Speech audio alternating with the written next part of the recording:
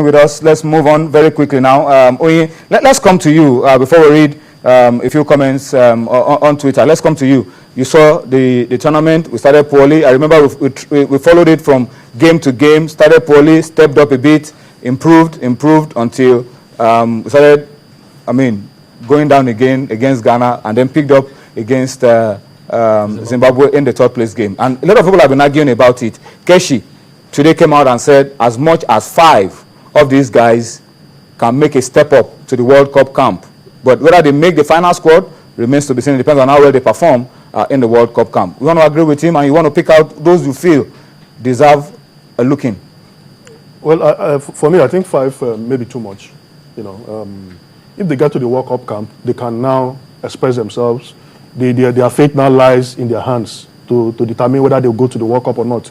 But I want, in my own opinion, Uzwe has been part of this team. He won the Nations Cup, and he recovered himself at this CHAN.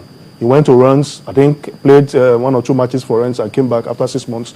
But this tournament has given him a big boost, a new lease of life. It's now left for him to go to the World Cup camp and prove himself why he should be in Brazil. For me, Shehu of Pillars is a player that gave his all. Very young, very active, very prominent in the midfield.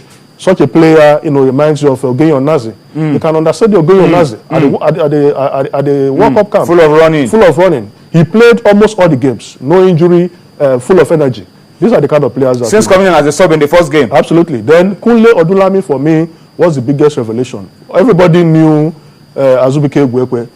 He has played a couple of matches for the Eagles, rubbed shoulder with the big boys. But Odulami, stepped up his game. Even when Egwuekwe had some inconsistent campaign during CHAN, Odulami did very well, stabilized the defense, and even tried to organize the back four. So for me, I think these 3 players, Uzwe, Shehu, Odulami, should be in the World Cup camp. All right. Let me read a few comments on Twitter. As you see, once again, that game where Ejike Uzwe shone like a million stars, was almost getting a hat-trick. He was stopped from getting a hat-trick just by the crossbar. But, that third goal of his, top quality, can beat any goalkeeper in the world. And I'm sure one of the reasons why people are thinking about Ejike being in the World Cup squad. Because by the time you now play him amongst the big boys and is able to raise his game, maybe you'll see a different Nigerian team altogether. Creative force going forward. But let me read a few comments on Twitter. Paul John, calling from Hungary, says everybody deserves a rest in that team. So giving one to the big boss, Stephen Keshi, is not a bad idea at all. The reason why Keshi, I think, needs the rest is because what we have ahead of us is a lot more than what we have gone through. And the last time he went on vacation was September last year. Yeah, he had to stay in camp December to prepare this team. He had to stay around for the World Cup qualifier. These are high-profile projects. And he only has 1 month. Because by the time he's back, March, international friendly, April preparations for the World Cup, you won't have any other break until the end of the World Cup, hoping and, almost sure that we're going to be playing for a long time during the World Cup. And the qualifiers for the 2015 qualifiers for the Nations Cup almost immediately. Almost immediately. All right. So those are the issues around the Eagles. We'll come back later on to talk about Ethiopia. But I'm told we have on the line, joining us on Sports Tonight, the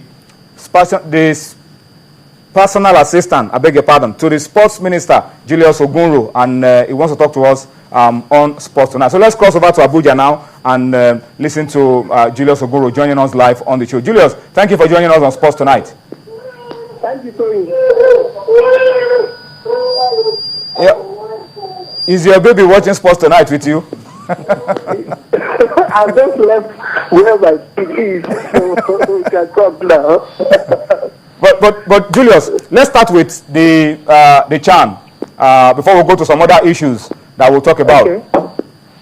What is the latest around the CHAN? A lot of us have been expecting that the National Sports Commission will tell us if this team will be received by Mr. President or not. Is this team just disbanded and that's the end of it?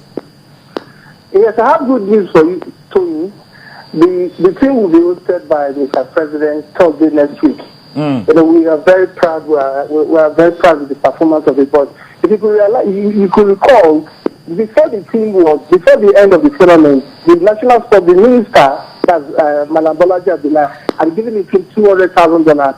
He gave them the first incentive before the quarterfinal match with Morocco, which they won 4-3. Then after the semi-final, even though they lost, he promised them $100,000 if they won the semi-final match, which they lost. The match for the final, he gave them $100,000. So we're very appreciative of the performance of the boys.